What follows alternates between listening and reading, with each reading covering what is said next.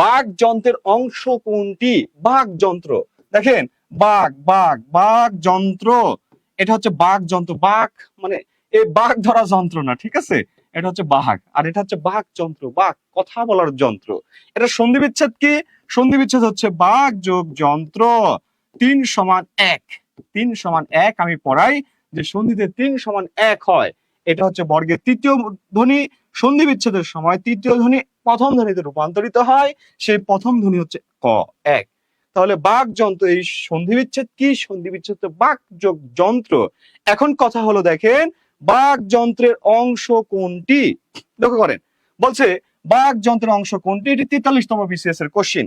বাক যন্ত্র, দেখেন এখানে আমরা বাক যন্ত্রের অংশ প্রথমে আমরা একটু লিখি। বাক যন্ত্রের অংশ কোনগুলো? আশা করছি এই কথাটুকু শুনেন আর বইটা একটু চোখ বোলান, আপনার কখনো ভুল হবে না।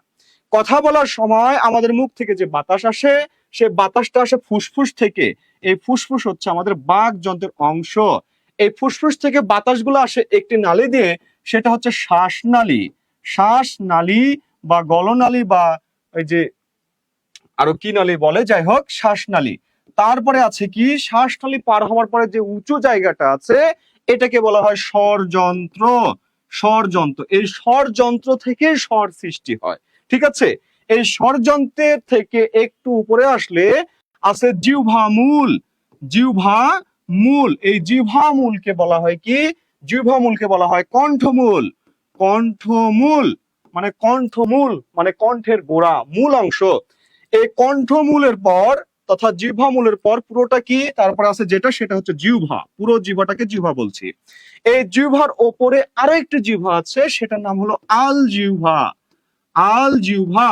এই আল জিহ্বা থেকে যখন একটু সামনে যাব, দেখবো নরম অংশ আছে। এই নরম অংশের নাম হলো তালু। এই নরম অংশের পরে মানে পেছনে যে তালুর, এই যে আমি যদি একটু দেখানোর ট্রাই করি, এইটা যদি তালু হয়, এই তালুর পেছনে যেটা আছে সেটা হচ্ছে নরম তালু, আর সামনে যেটা আছে সেটা হচ্ছে শক্ত তালু। অর্থাৎ পুরো তালুর পিছনের অংশটুকু নরম, সামনের অংশটুকু শক্ত। এই জন্য পিছনের অংশটুকুকে বলা হয় নরম তালু, সামনের অংশটুকুকে বলা হয় শক্ত তালু। এই পুরো তালু, পুরোটা মিলায় কি? পুরোটা মিলায় তালু। এই তালুকে বলা হয় মুখ বিবরের ছাদ। তালুকে কি বলে? মুখ বিবরের ছাদ বলে। ছাদ সবচেয়ে শক্ত অংশ। ওকে, এরপরে আসেন তালুর পরে এই যে এইরকম একটা উত্তল অংশ পাবেন, উত্তল। এই উত্তল অংশটারে বলা হয় কি? উত্তল অংশটারে বলা হয় মূর্ধা। মূর্ধা। এই মূর্ধা এর আরেকটি নাম হলো পশ্চাৎ দন্তমূল।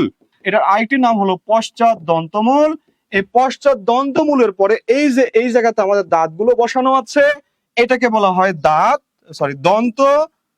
দন্ত মূল, আর পরেরটা হলো দাঁত। এই দাঁতের পরে আছে আমাদের ঠোঁট বা ওষ্ঠ। ঠোঁট বা ওষ্ঠ। তারপরে আছে আমাদের কি?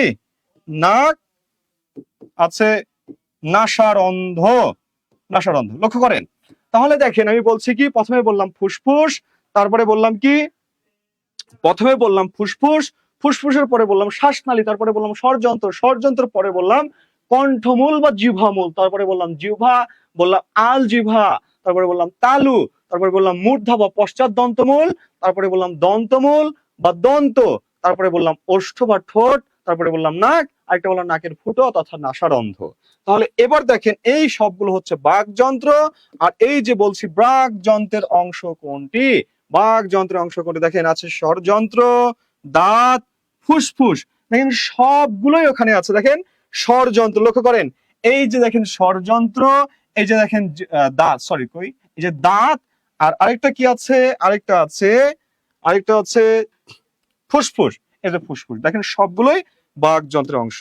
তাহলে আমরা এখানে উত্তর নিচ্ছি ঘ।